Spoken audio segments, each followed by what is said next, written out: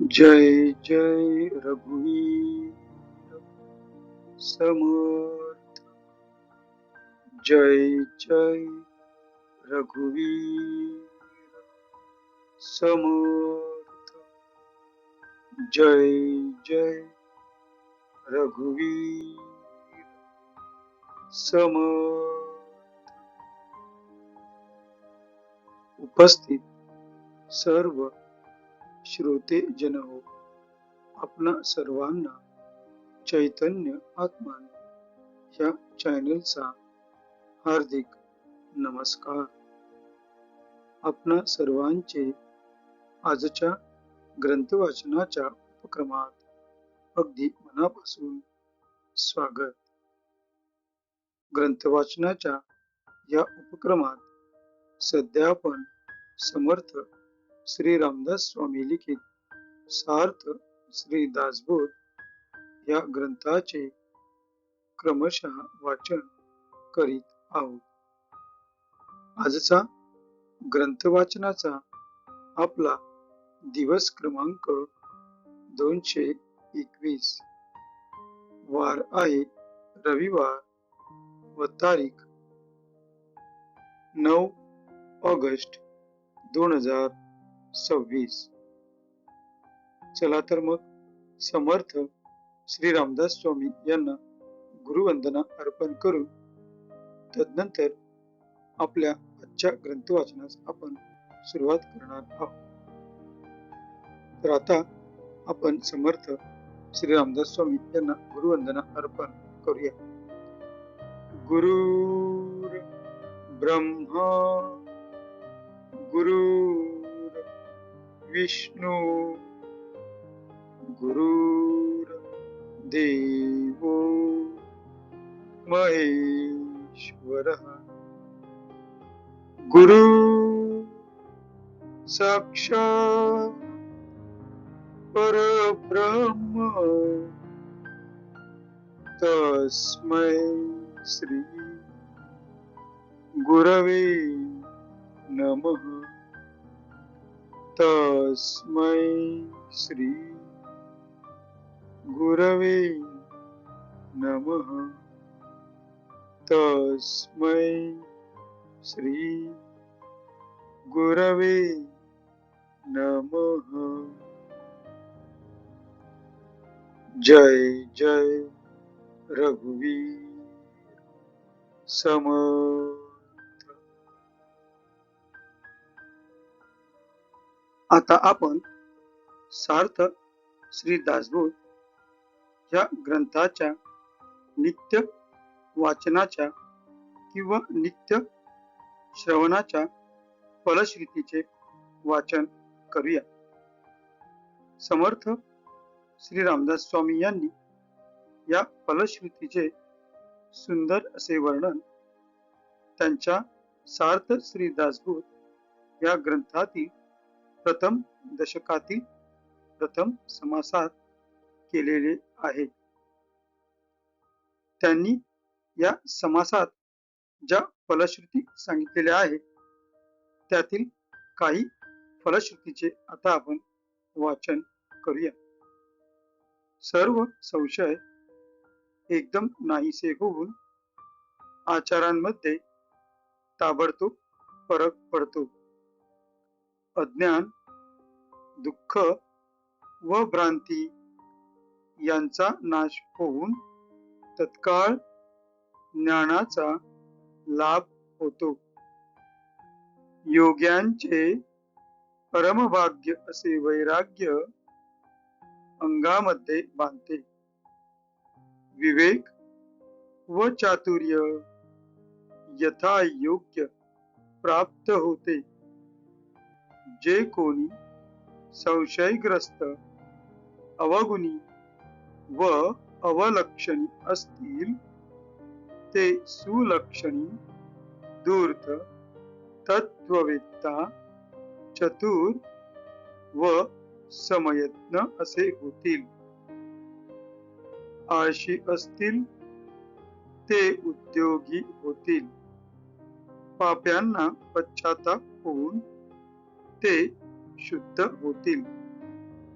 भक्ती मार्गाचे निंदक असतील तेही भक्ती मार्गाला वंदन करू लागतील.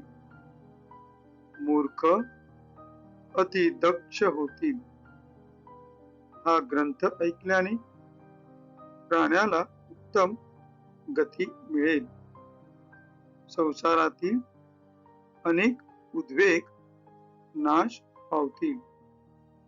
अधोगती चुकून मनास विश्रांती आणि समाधान मिळेल. जय जय रघुवीर समर्थ. आता आपण सार्थ श्री दासबोध या ग्रंथाच्या क्रमशः वाचनास सुरुवात करीत आहोत. सध्या आपण या ग्रंथातील देव शोधनाचा या 6व्या दशकातील सगुण भजन या 7व्या समासाचे क्रमशः वाचन करीत आहोत. आज आपण या समासातील ओवी क्रमांक 11 ते ओवी क्रमांक 20 या 10 ओव्यांचे त्यांच्या मराठीतील अर्थासहित वाचन करणार आहोत.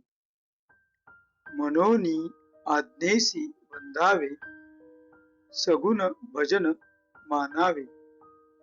श्रोता म्हणे हे देवे, का प्रयोजिले. काय मानिला उपकार, कोण झाला साक्षात्कार. किंवा प्रारब्धाचे अक्षर पुसिले देवे. होणार हे तो पालटेना, भजने काय करावे जना. हे तो पाहता अनुमाना, काहीच नाही काहीच नाही. स्वामींची आज्ञा प्रमाण, कोण करील अप्रमाण.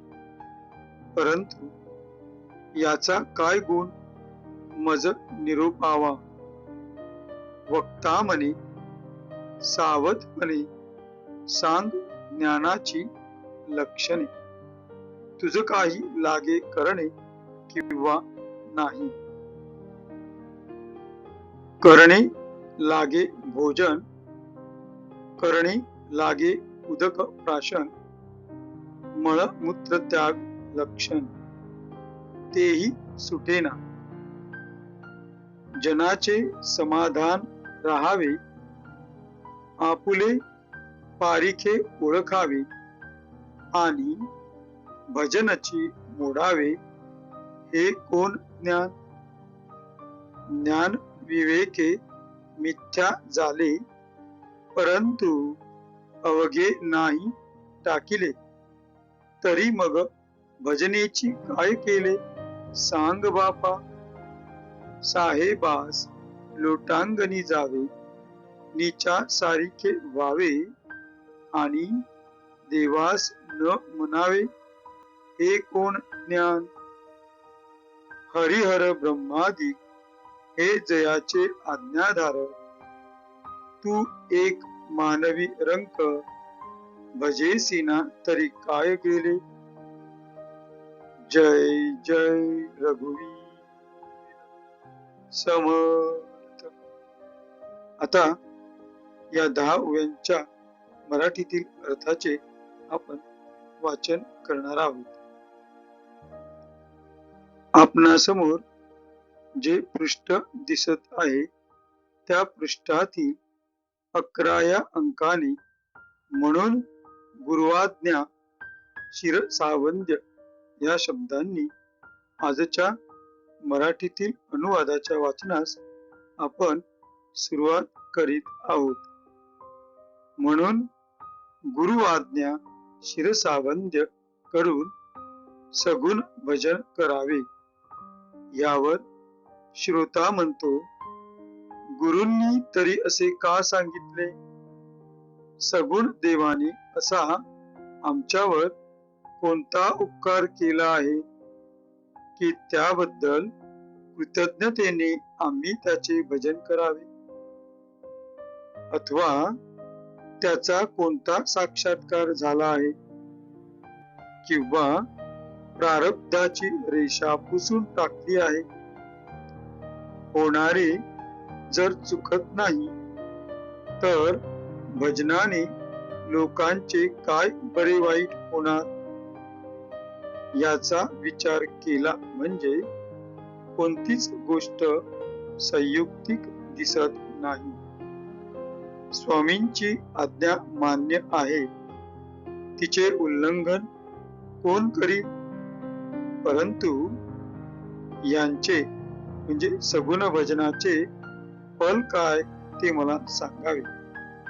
यावर वक्ता म्हणाला, ज्ञान झाल्याची लक्षणे नीट सांग पाहू. तुला काही करावे लागते का नाही? भोजन करावे लागते, पाणी प्यावे लागते, मलमूत्र त्याग हाही सुटत नाही. लोकांची मनधरणी करावी, आपपर भाव जाणावा, हे सर्व दृश्य मिथ्या असले तरी करावे आणि भजन मात्र मोडून टाकावे. हे ज्ञान कोठले? आत्मज्ञानाने व सारासार विचाराने सर्व काही मिथ्या झाले असे म्हणतोस, पण या सगळ्या क्रिया टाकल्या नाहीस तर मग बाबा एकट्या भजनानेच काय पाप केले ते सांग बरे. धन्यास म्हणजे अधिकाऱ्यास लोटांगणे घालावी, नीचासारखे त्याच्या पुढे वागावे आणि देवाला मात्र मानू नये. हे ज्ञान कोठचे? वरिष्ठांच्या पाया पडून नीच सेवा पोटासाठी करावयाचे सोडित नाहीस आणि भजन मात्र सोडतोस. हे काय ज्ञान?